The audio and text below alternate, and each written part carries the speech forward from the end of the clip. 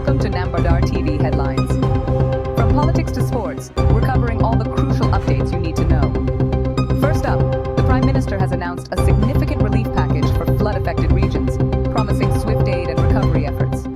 In a united front, opposition parties are rallying against the current government's economic strategies, signaling heated debates ahead. In a shocking development, PTI leader Imran Khan has been arrested in a contempt of court case, sending ripples through political circles. Meanwhile, the Supreme Court is reviewing